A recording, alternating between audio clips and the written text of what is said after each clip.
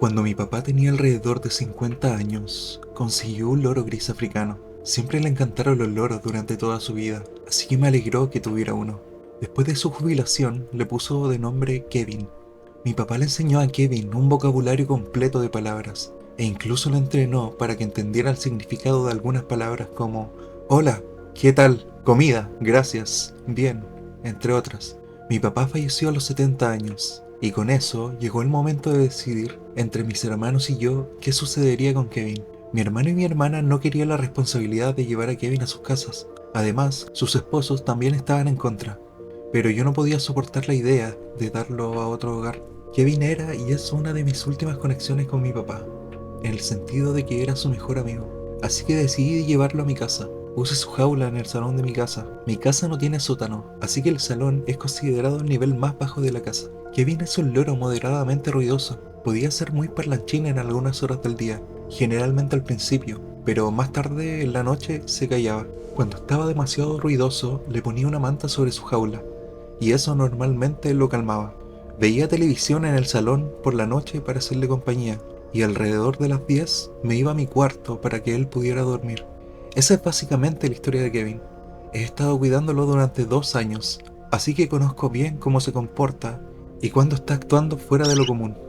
Hablando de lo fuera de lo común, hubo una noche en diciembre, alrededor de las 11 p.m., en la que Kevin empezó a hacer ruidos mientras intentaba dormir. Yo duermo con la puerta abierta, ya que vivo solo y necesito escuchar cualquier cosa que pase en la casa. Oírlo hacer sus ruidos chirriantes pasadas las horas oscuras, especialmente tan tarde, es algo inusual, sin duda, y algo lo estaba irritando. Bajé al salón para ver qué le pasaba. Estaba completamente despierto, en el perchero más bajo de los dos en la jaula. Me miró y empezó a decir cosas como hola, ¿qué tal? Y su propio nombre.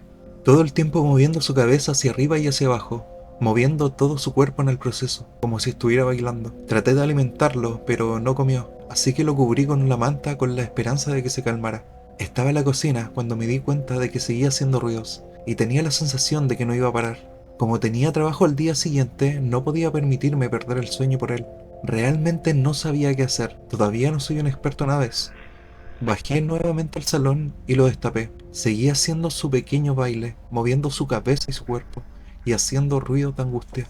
No me di cuenta hasta que pensé que había escuchado algo en el armario de la despensa, a unos pocos metros de su jaula. Caminé hacia él y pasé la mano sobre el interruptor de la luz del armario de la despensa, que estaba fuera de la puerta. La puerta tiene uno de esos paneles de vidrio grandes que muchas puertas de despensa tienen, así que cuando encendí el interruptor, vi la silueta de un cuerpo en el interior. Mi respuesta de lucha o huida se activó y elegí luchar.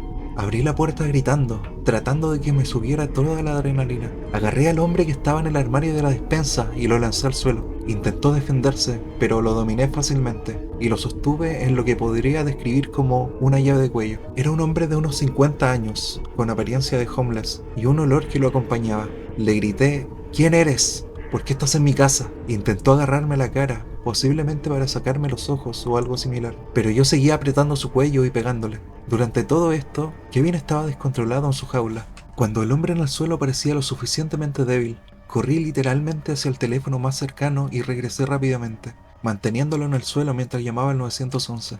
El hombre fue llevado a la cárcel, pero no tenía nada en su poder. Era un vagabundo y no tenía nada a su nombre.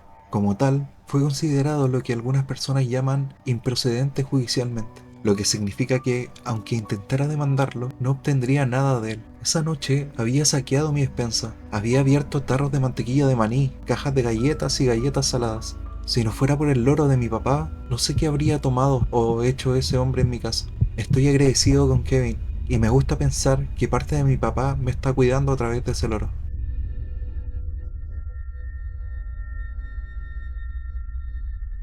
Esta historia ocurre cuando yo estaba en el tercer año de la secundaria. Para dar un poco de contexto, aquí hay un poco de información de fondo. En aquellos días era un estudiante bastante involucrado. Tomaba todas las clases difíciles y practicaba algunos deportes de la escuela. De alguna manera siempre estaba ocupado y no tenía mucho tiempo para mí mismo.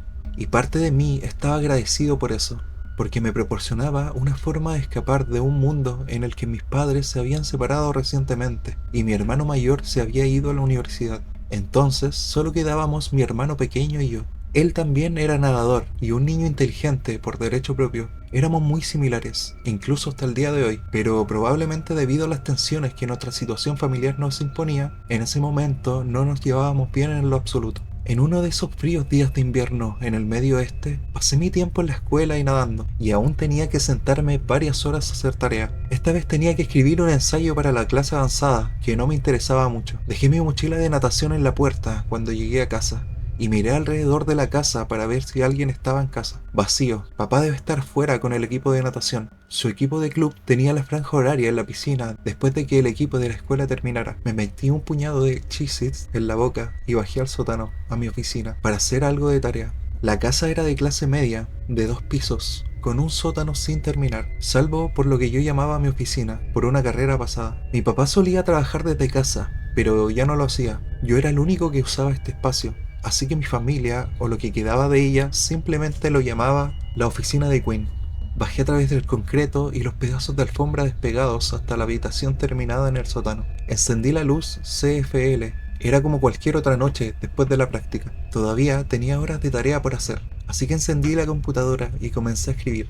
Estuve escribiendo durante lo que me pareció una hora, tratando de explicar con palabras lo que el concepto de hedonismo en el retrato de Dorian Gray significaba para mí. Desde la oscuridad, escuché a mi hermano pequeño llamarme Queenie, Queenie, sube. Reflexivamente le respondí, Riz, estoy trabajando, ¿qué necesitas?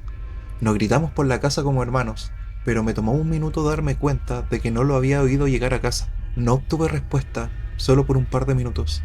De nuevo escuché la voz de mi hermano pequeño. Queenie, Queenie, sube. Se sintió extraño escuchar esas palabras atravesar el oscuro piso del concreto. Se suponía que debía estar en práctica de natación. Volví a llamarlo preguntándole si necesitaba algo, pero nuevamente no obtuve respuesta. Pensé en comenzar de nuevo mi ensayo, pero la situación familiar era delicada en el mejor de los casos, y no quería meterme en problemas si mi hermano pequeño realmente necesitaba algo. Tomé la decisión de levantarme y averiguarlo por mí mismo. Subí las escaleras del sótano, de la única manera que puede subir un estudiante de secundaria, y volví a llamar a mi hermano. Riz, ¿qué pasa? Estoy muy ocupado. Revisé por todo el piso principal, buscando a mi hermano pequeño o incluso señales de que él estuviera en casa. No había zapatos ni mochila, así que no estaba en casa. Tampoco había coche en la estrada. La única razón por la que mi papá estaría fuera en ese momento sería para recogerlo. Me di por satisfecho, pero entonces volví a escuchar la voz de mi hermano desde el piso superior. Queenie, Queenie, sube. Esta vez, cada vello de mi cuerpo se erizó. No tenía sentido, se suponía que estaba en práctica y si no estaba con mi papá, no estaba en casa. Miré hacia arriba, hacia el piso superior y me quedé allí durante un minuto. Entonces le grité al vacío, lo haré en un segundo, Riz. Pero de alguna manera sabía que no debía ir. Sin embargo, no pude dejar de imaginar que algo más estaba fuera de lugar. Riz, estoy muy ocupado, ¿puedes decirme qué pasa? Hace demasiado silencio por demasiado tiempo mientras miraba hacia la escalera oscura. Lógicamente, no tenía razón para creer que alguien estuviera allí arriba, hasta que escuché la voz de Riz hablando tranquilamente, esta vez no llamando en forma de canción. Esas mismas 3 palabras, Queenie, Queenie, sube. Lo que pregunté entre dientes, no podía comprender la situación. Hice un inventario rápido de cualquier escenario probable. ¿Un robo? ¿Una voz equivocada? ¿Una broma? Hubiera visto algo.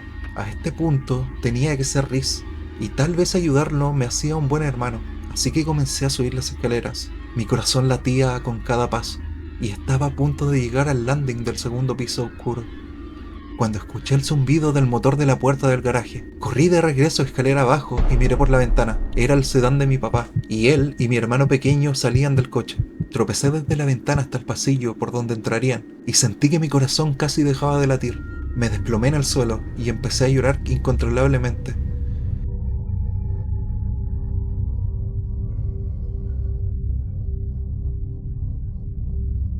Esto fue hace como 15 años, cuando era un niño. Estaba con mi mejor amigo, Jackson, en un resort familiar abandonado o algo así, tipo colonia de bungalows, en Nueva York. Estaba apartado de una carretera principal, y luego la entrada estaba bajando un camino privado de tierra. Era una propiedad bastante grande, con un montón de edificios viejos abandonados, incluyendo al menos 10 pequeños bungalows, un salón principal, algunas estaciones de baño y una casa de piscina interior. Junto con eso, una piscina exterior, un área de shuffleboard y un parque infantil. Todo estaba viejo, decrépito y con hierba alta que crecía por todas partes. Encontramos este lugar accidentalmente una vez mientras caminábamos por la ruta 209, pero no la exploramos ese día. Regresamos otra noche. Para cuando llegamos, ya había pasado el atardecer. El sol se despedía del cielo. Se estaba oscureciendo mucho, pero no queríamos venir durante el día, por miedo a que nos atraparan y nos acusaran de allanamiento. Llevábamos walkie-talkies y linternas para comunicarnos cuando nos separábamos. Comenzamos a explorar los bungalows juntos. La mayoría se veían iguales y eran relativamente pequeños, con una o dos camas, una pequeña cocina y un baño cada uno. Algunos de ellos tenían pequeñas áreas de salas de estar. A mitad de camino, revisando estos bungalows, me separé de Jackson porque él iba un poco lento. Intenté entrar al edificio, que parecía ser el salón principal, o la oficina o algo así, pero todas las entradas estaban cerradas. Le hablé por walkie-talkie a Jackson para decirle que el gran edificio estaba cerrado. No me respondió. Me preguntó si estaba fuera de alcance, pero 2 minutos después me encontré en uno de los 2 edificios de baños. Probablemente era un edificio de 400 pies cuadrados. No había puertas en el edificio. Era inusual, solo tenía 2 grandes aberturas, una para los hombres y una para las mujeres. Recuerdo que los letreros estaban decoloridos y desgastados. Luego vi estas huellas rojas en el viejo suelo de concreto sucio del baño. Ahora no voy a decir que parecían huellas de sangre, pero no podía explicar qué podrían ser esas marcas rojas en ese momento. Y todavía no puedo decirlo con certeza ahora. De todos modos, estaba completamente oscuro dentro de ese baño alrededor de esa esquina, y ese fue el primer edificio en el que me dio miedo entrar. Intenté hablar con Jackson otra vez por walkie-talkie, esperando que esta vez estuviera al alcance. Presioné el botón del walkie y dije, yo, ¿dónde estás? Y cuando solté, escuché el sonido del pip del walkie receptor desde dentro del baño. Me dio casi un infarto. Pensé que Jackson ya debía estar allí dentro, por eso las huellas rojas. Llamé su nombre y resonó en el baño. De hecho, estaba a punto de entrar al baño pensando que se estaba escondiendo de mí, jugándome una broma, cuando escuché la voz de Jackson llamar desde la distancia, detrás de mí, fuera, en la oscuridad de la noche. Lo escuché acercándose. No lo podía ver en la oscuridad, pero obviamente vio mi luz. Así que grité, encontré tu walkie-talkie. Comencé a entrar al baño, pero luego dijo, no entres ahí. Nunca entré allí. Fue cuando me di cuenta y corrí rápidamente hacia afuera. Presioné y solté el botón de hablar muy rápido en mi walkie, causando el beep nuevamente desde dentro de ese oscuro baño de mujeres. Jackson y yo nos miramos por medio segundo y luego comenzamos a correr en la dirección de la que veníamos. Llegamos de vuelta a la ruta 209 y tuvimos que detenernos para recuperar el aliento. Fue entonces cuando Jackson me dijo que dentro de uno de los bungalows en los que entró, intentó hablarme por walkie-talkie, pero yo no respondía, lo que significaba que debíamos haber estado fuera de alcance, pero luego escuchó un ruido desde el área de la sala del bungalow. Cuando se dio vuelta, su linterna reveló a una mujer mayor, casi corriendo hacia él. Dejó caer su walkie-talkie y linterna y salió corriendo del bungalow. Corrió en la oscuridad y se escondió, conteniendo el ruido por miedo a ser seguido. Se escondió durante un tiempo cuestionable antes de mirar alrededor y ver mi linterna a través del campo cerca de los baños. La explicación más probable para mí fue que algún drogadicto estaba escondido o viviendo en ese bungalow abandonado y por alguna razón se lanzó hacia Jackson y recogió su walkie-talkie. ¿Qué estaba haciendo ella en ese baño? ¿Quién sabe? Tal vez drogas. Tal vez el baño en el bungalow no funcionaba. Pero lo que no sé es por qué había un rastro de lo que parecía sangre allí. Esas son mis teorías, pero no puedo explicar todo. Y esa es la parte más aterradora.